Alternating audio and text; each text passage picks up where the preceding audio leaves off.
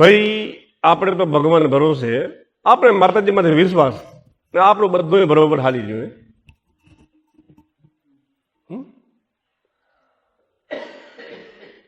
પ્રભાવ બી શું પ્રભાવ બી માતાજીનું બધું મહેરબાની ને બધું આપણું હમું હાલી જોઈએ. આ પ્રભાવ બી ને આપણે મૂલવી રહ્યા છે ને ખબર પ્રભાવ એના સંદર્ભમાં મૂલવી રહી ને કામનાઓ છે નહીં પ્રભાવ એની જ કામના હોય બીજી શું કામના હોય?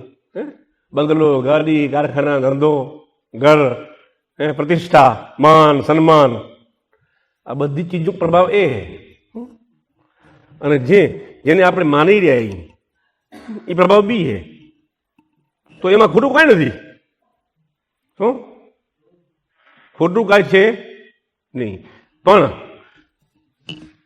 જે આપણે કરી રહ્યા એ બીની પ્રક્રિયાની અંદર એ ઘટિત થઈ રહ્યું છે તો એમાં કાંઈ ખોટું છે નહીં. પણ આપણે એને ભૂલવું ન જોઈએ કે આ કામગીરી બીની જ છે અને એમાં કશું ઉકાળી રહી છે. એટલી ખબર હોવી એનો બોધ રહેવો ખપે. આ બોધ ન રહે તો શું થાય ખબર?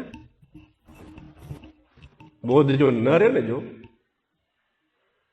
તો પાછળની જિંદગીની અંદર શરીરોની અંદર ઘણી બધી મુશ્કેલીઓ સર્જાય. ચીજો ખોટી નથી સમજવાનું ફેરે ખાલી કે એટલું ખબર જ હોવી કરપે કે જે આપણી ઉપર કૃપા આવી રહી એ પ્રભાવ બીની છે અને એનાથી પ્રભાવ એ ઘટિત થઈ રહ્યો છે.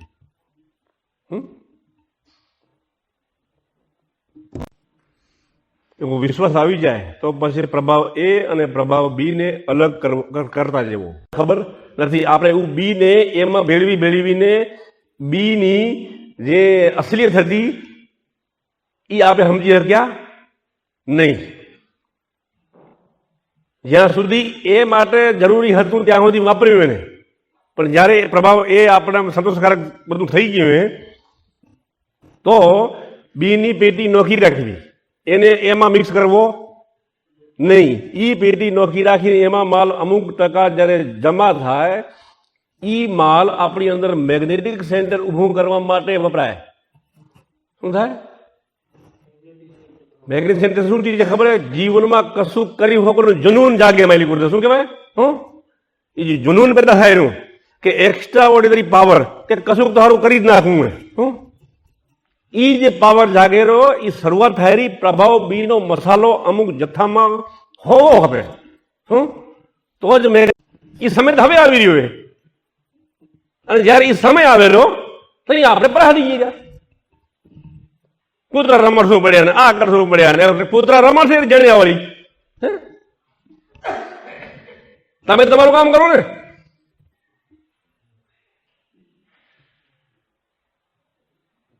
હજુ ખોટું હે?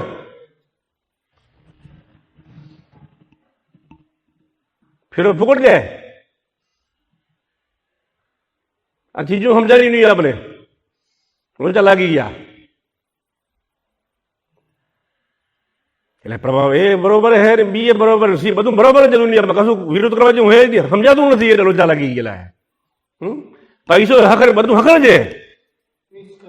હે ખીચડી બનાવી નાખી ખીચડી 7 અનાજની ઓલી શું કહેવાય કે ખીર આવે ને ઉદાહરણ આવે કે 7 અનાજની ખીચડી આ પ્રતીક કે જાગો આ મતલબ મસાલો ભેગો થઈ ગયો નોખો કરવો પડે ભેગું ના હાલે.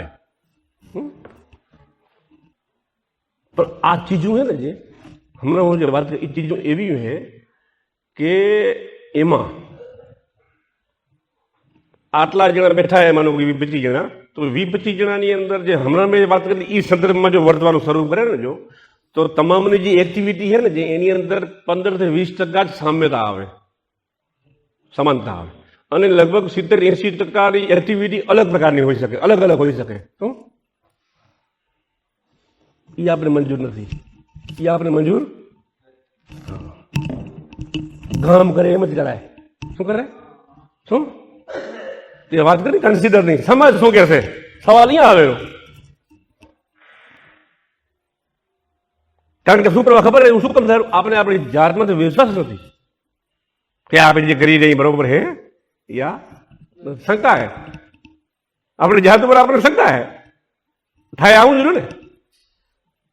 હાથી હાલ્યો હતો તો કૂતરા ગમે એટલા ભરતા હું હાથીને ખબર છે કે આમ છે એમને ભરે રહ્યા. તો આવું કઈ કન્સિડર કરવાનું હતું નથી. તો આ વસ્તુ ક્યાં ઘૂસી ગઈ? હવે આ શાસ્ત્રમાં જો હવે તમે જો આપણે શાસ્ત્રના વરઘોડામાં ફરતા હોય તો એ બીજા એના અર્થ હે. આપણા હિન્દુ સંસ્કૃતિની અંદર એવો વિભાગ 4 વર્ણાશ્રમની વાત કરેલી કે ભાઈ જન્મે તેથી કરી અને 25 વર્ષ સુધી ભણે અને જ્ઞાન સંપાદન કરે આ ને તે વગેરે વગેરે વગેરે. બરાબર. 25 થી 55 જે પ્રસ્થ આશ્રમ હે. તો હવે એની અંદર ઈ મુખ્ય એજન્ડા है प्रभाव बी ने अलग करवो. ई करते करते जो टाइम મળે તો છોરું રમાડવું, પોતાને રમાડી શકાય, પણ પોતાને રમાડતે રમાડતે પ્રભાવ બી ની કામગીરીને અટકાવી દેવાય નહીં. જો એ કરે તો છેતરાણા. કારણ કે જે જન્મ્યો હોય એનું કાંક લઈને આવ્યો હોય, તમે શું કામ એની વાહે પડી જાઓ?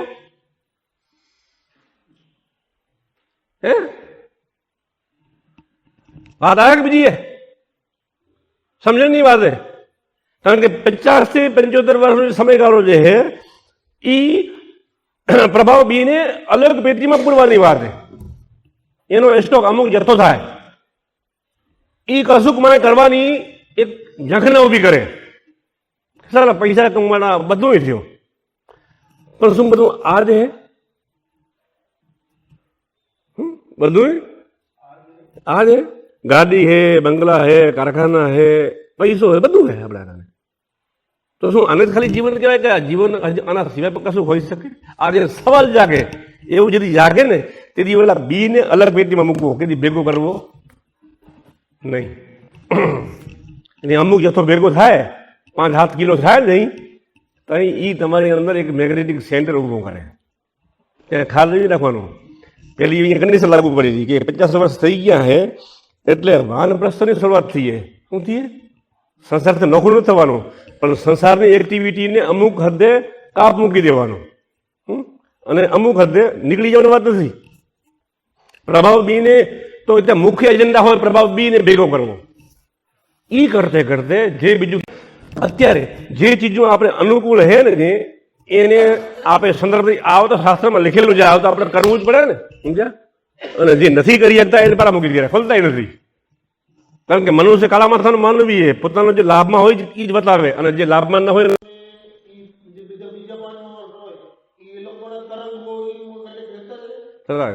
5 નંબરની હસ્તીમાં થાય.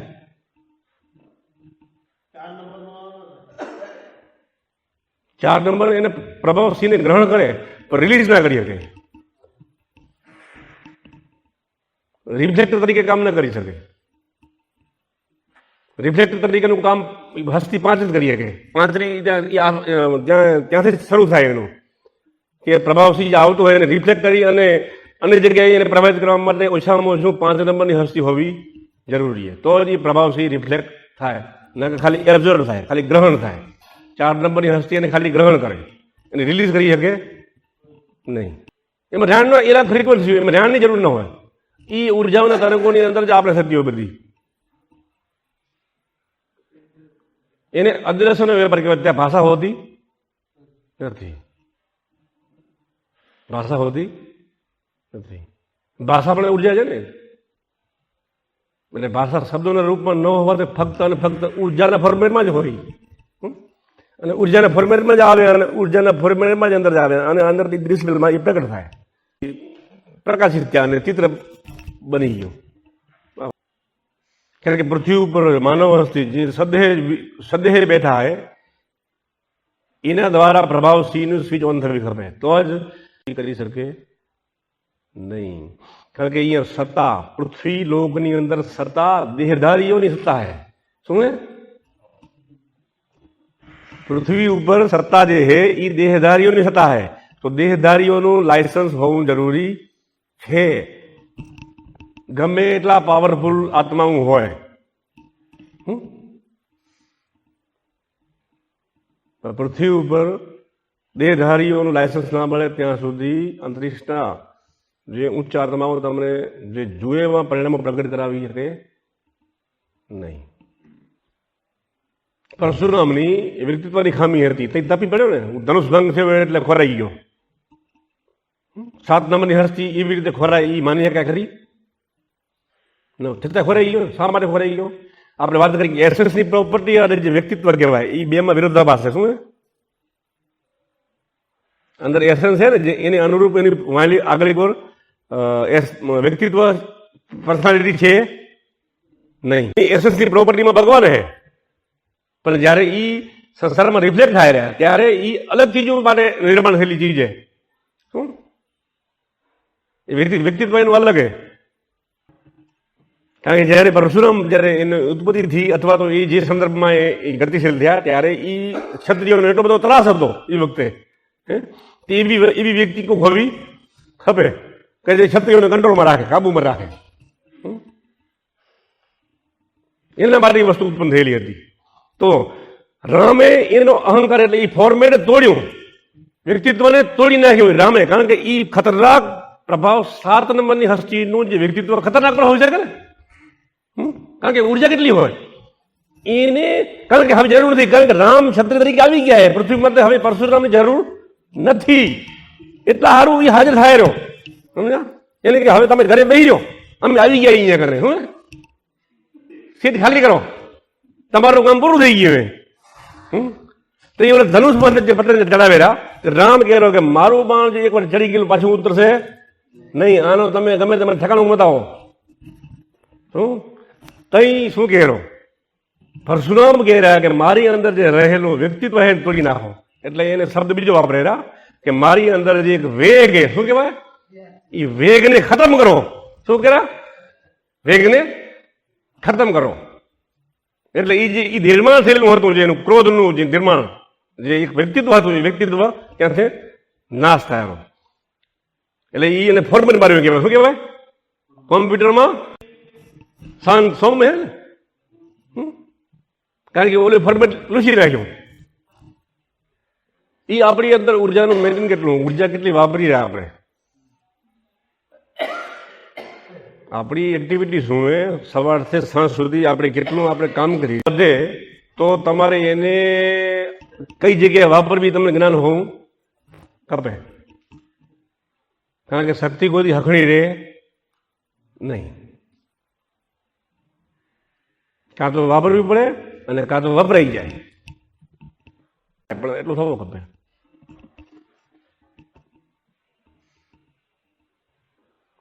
તો શું આ યંત્રને જે, કારણ કે યંત્રમાં કેટલા કામ ખબર? એક તો જૂનો મસાલો કાઢવો, બરાબર, પછી જે રોજે રોજનું ઘસારો પડેલું એના કાર્યમાં વપરાવવી, પછી કોઈ નવું રિપેરિંગ કરવું હોય, એટલે 3 પ્રકારના કામ હોય.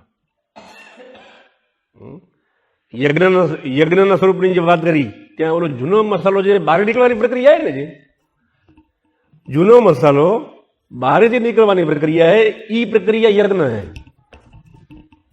ई प्रक्रिया यज्ञ है. અને તમે તમારા શરીરને મેન્ટેન કરવા માટે કરેલા ઈ ખાવું ખોરાક શું કહેવાય?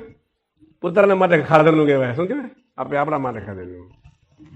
મારા બધા પ્રેમ શ્વાસ લેવા મળી ગયા, મોટા મોટા શ્વાસ લેવા મળી ગયા. હા, યજ્ઞ થઈ રહ્યો, યજ્ઞ થાય રહ્યો, અને થવો જ જુએ ને, યજ્ઞ કરવો જ જુએ ને.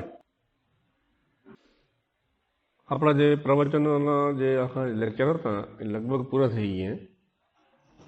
હજી એકાદો રવિવાર આપણે હજી એક પ્રશ્નોત્તરી જેવું આપણે કાંક આવું રાખશું.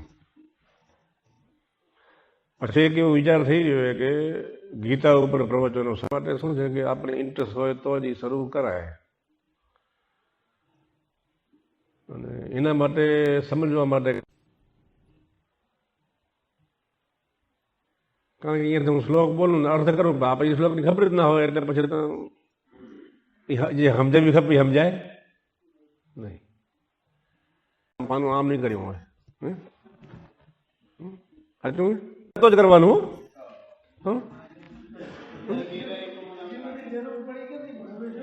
ના, વાત જરૂરી નથી, એ વાત જરૂરિયાતી નથી, વાત એ સમજવાની.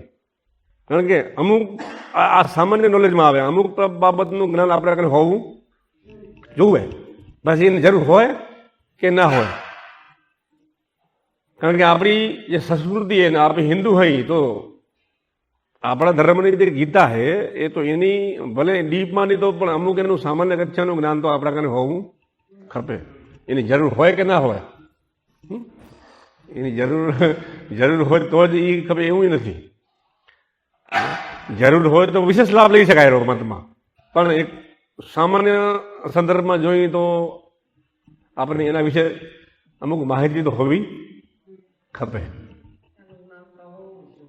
એમાં એ કેટલા અર્થમાં સાચી છે એને વિશે એના સંદર્ભમાં ચર્ચાઓ હશે. 5000 વર્ષ પહેલા સાચી તો હતી જ, અને 200 વર્ષ પહેલા સાચી હતી, તો હમણાં કેટલી સાચી અને હમણાં એને એપ્લાય કેવી રીતે કરી શકાય, આપણા જીવનમાં એને કેવી રીતે એપ્લાય કરી શકાય, એ સંદર્ભમાં આપણા પ્રવચન હશે. આપણે અત્યારનું કરાય ને